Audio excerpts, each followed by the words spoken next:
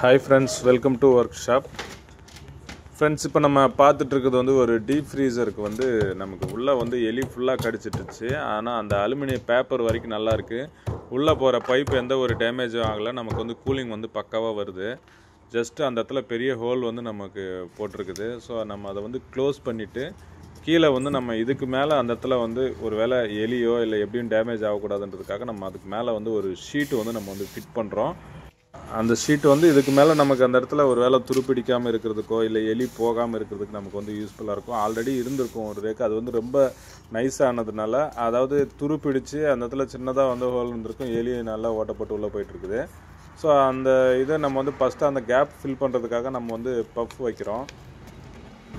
Puff வைக்கல அப்படின்னா நம்ம ஒரு வேளை ரேக்கு மேலே போட்டால் கூட அந்த இடத்துல கேப் அப்படியே இருக்கும். அதனால் என்ன ஆகும் அப்படின்னா, ஒரு வேளை நம்ம மேலே வந்து ஸ்டாக் வைக்கிறப்போ தெரியாமல் ஏதாவது வந்து ஒரு 2 லிட்ரு பாட்டிலோ ஏதாவது வந்து வேணும்னு அந்த இடத்துல நம்ம தெரியாமல் போட்டோம் அப்படின்னா அந்த இடத்துல ப்ரெஷருக்கு வந்து ஹோல் விழுந்துற வாய்ப்பு இருக்கும்.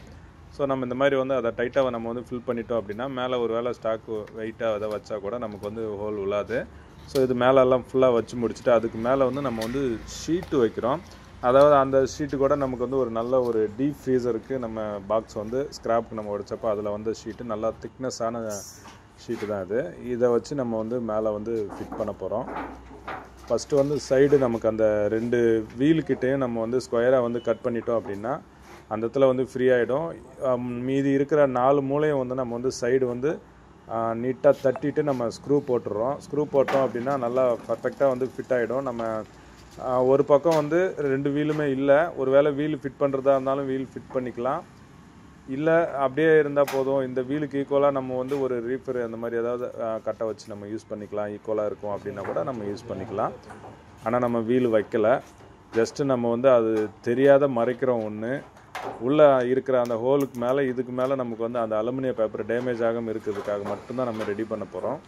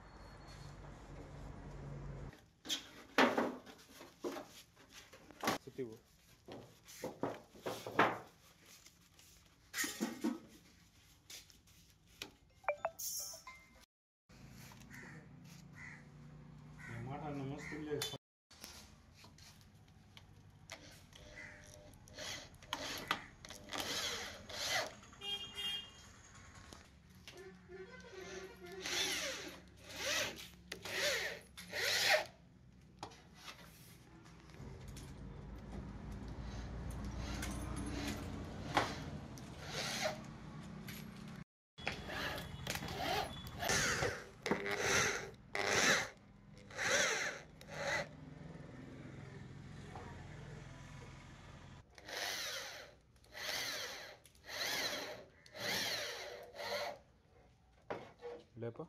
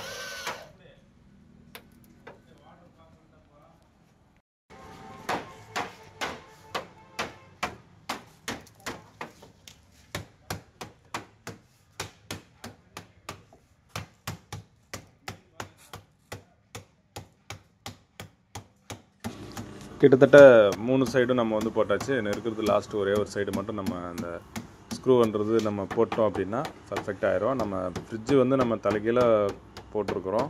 ஒரு நாள் வந்து நம்ம ஃப்ரிட்ஜு வந்து ஆன் பண்ணாமல் அப்படியே வச்சிட்டோம் அப்படின்னா ஒன்றும் ஆகாது. உடனே ஆன் பண்ணால் தான் கொஞ்சம் சோக் ஆகிறதுக்கு ஆயில் வந்து செக்ஷன் பைப்லேயோ அப்படி வந்து நமக்கு வந்து போகிறதுக்கு வாய்ப்பு இருக்கும். ஒரு நாளெல்லாம் நம்ம ஆஃப் பண்ணி வச்சிட்டோம், ஆன் பண்ணவே இல்லை அப்படின்னா அது ஆட்டோமேட்டிக்காக ஒன்றும் பிரச்சனை இல்லை.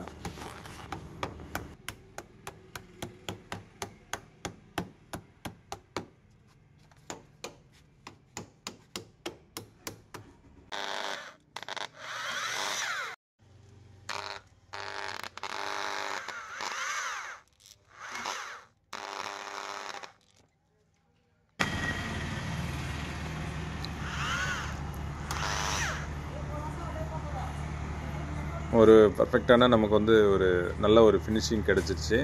இதுக்கு மேலே நமக்கு அந்த இடத்துல துருப்பிடிக்காது. நல்லா கீழே கூட நல்லா எலி போகிறதுக்கும் வாய்ப்பு இல்லை.